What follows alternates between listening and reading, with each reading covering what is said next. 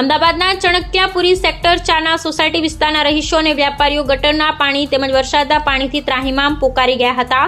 વાત કરીએ તો ગોતા વોર્ડમાં આવેલ સોસાયટીઓ એક સનીવાઇન 5 તેમજ સુદર્શન તેમજ વજ્રધામ તેમજ પ્રીત હોમ્સ તેમજ આકાશ પરિષદ આ તમામ સોસાયટીઓમાં ગટરો તેમજ વરસાદી પાણીનો નિકાલ કરવા માંગ ઉઠી।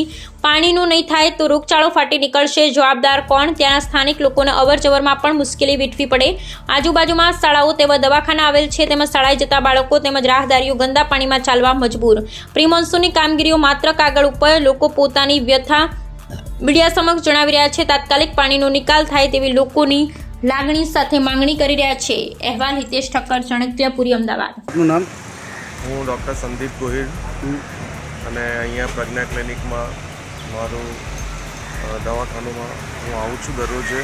પણ અહીંયા આવવાની જે વ્યવસ્થા એવી છે સરસ કે તમે અડધા પગ પાણીમાં ગાડી ચલાવો તો ગાડીમાં પણ તમારે નુકસાન ભોગવવું પડે એવું છે। એટલે દર વર્ષનું છે, દર વર્ષે અમે લોકો બધા ભેગા થઈને બહુ જ કમ્પ્લેન કરેલી છે, છતાં એનું સોલ્યુશન આપવામાં આવતું નથી। અમે તો એડવાન્સ ટેક્સ ભરવાવાળા છીએ, અમારો કોઈ ટેક્સ પણ નથી ભરતું। મ્યુનિસિપાલિટીવાળા સાંભળે તો છે, આવે છે, જોવે છે, પણ કંઈ નિરાકરણની વાત આવતી નથી। આપણે રજૂઆત કરેલી કઈ?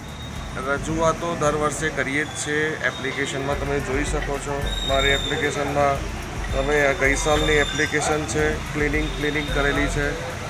આ બધી એપ્લિકેશનો રોજ તમે કમ્પ્લેન કરતા હોઈએ છીએ, એ લોકો આવે છે, રિસ્પોન્સ કરે છે, નથી કરતા એવું નથી, પણ એ લોકો ક્લિનિંગ કરે છે, કહે છે કે ગટર લાઈન ચોકઅપ છે તમારી, એટલે કશું થાય એવું નથી એવી રીતે એમને ચોખ્ખી ચોખવટ કરેલી છે। અને એ લોકો પ્રયત્ન તો કરે છે પણ અમને રિઝલ્ટ નથી, તો એ બાબતે થોડુંક ધ્યાન આપો, કારણ કે અહીંયા જે ગટરના પાણી બેક મારે છે એનાથી અહીંયા આગળ ગંદકી એટલી થાય છે, અહીંયા રહેવાવાળા અને ખુદ ડૉક્ટર બી બીમાર પડી જાય એવી પરિસ્થિતિ છે। તો અમે કઈ રીતે સેવા કરી શકીએ અમે લોકોને?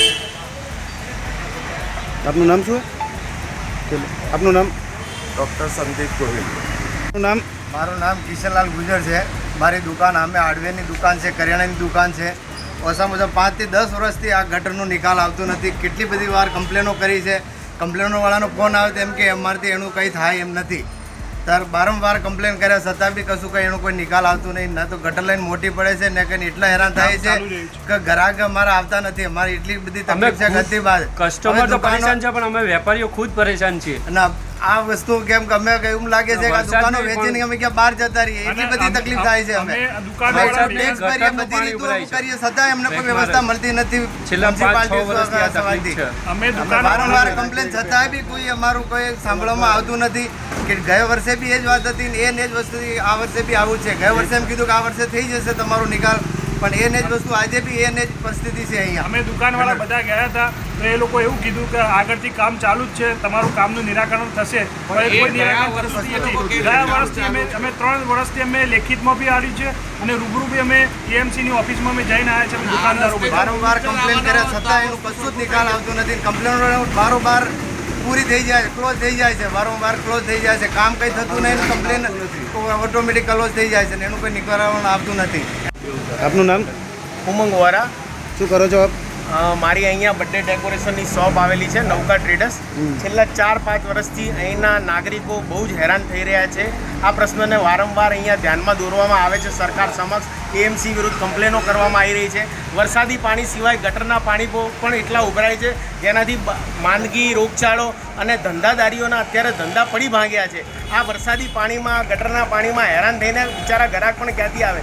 અમારા ધંધા રોજગારીની અસર ઉપર બહુ જ મોટી અસર, માઠી અસર થઈ છે। તો આના માટે સરકારશ્રીને નમ્ર વિનંતી છે કે આપની આ પ્રજા આટલો બધો ટેક્સ ભરીને, એડવાન્સ ટેક્સ ભરીને આપનો સાથ આપી રહી છે, તો આ પ્રજાને મહેરબાનીપૂર્વક આ જે ગંદકી છે, આ જે રોગચાળો છે, એમાંથી નીકળવા નમ્ર અપીલ છે સરકારશ્રીને। મારી ખાસ વિનંતી છે કે અમારે રહેલા અહીંના નાગરિકોને આ બાબતે તમે આ તકલીફમાંથી દૂર કરશો એવી અમારે તમારા પર હજી આશા છે। 4-5 વર્ષથી હેરાન થઈ રહ્યા છે, છતાં તમારા સિવાય અમારો કોઈ વિકલ્પ નથી। તો અમારી આ અરજીને સાંભળીને આનો જેમ બને એમ લોકોનું કહેવું એવું છે કે અહીંની વસ્તી વધારે છે। વ્રજધામ 1, સનડીવાઇન 5, સુદર્શન નવી બિલ્ડિંગોને આપે પરમિશન આપેલી છે, તો એ મુજબ ગટર લાઈન ના હોય તો એ ગટર લાઈનોને મોટી કરો, નવી કરો, પણ આ જે પ્રશ્ન છે એનું નિરાકરણ લાવવા સરકારશ્રીને નમ્ર વિનંતી છે. જય ભારત, જય માતાજી. આપનું નામ?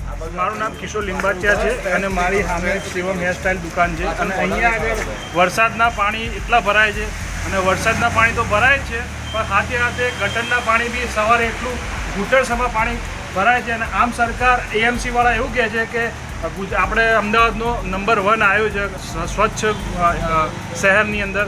તો આ શું દેખાય છે? પાણી કેટલું ભરાય છે અહીંયા આગળ. અને ગટરના પાણીમાં લોકોને એટલી ગંધ મારે છે, બાળકો સ્કૂલે જાય છે, પરેશાન થાય છે. અહીંયા 1 થી 4 સ્કૂલો છે, બરોબર. તો બાળકોને સ્થાનિક લોકો એટલા પરેશાન થાય છે. તો અમે એએમસીને એવી અનુરોધ કરીએ છીએ કે અહીંયા પાણીનો નિકાલ લાવે અને ગટરનું સમસ્યાનું નિરાકરણ કરે, એવી હું અરજી કરું છું સરકારને.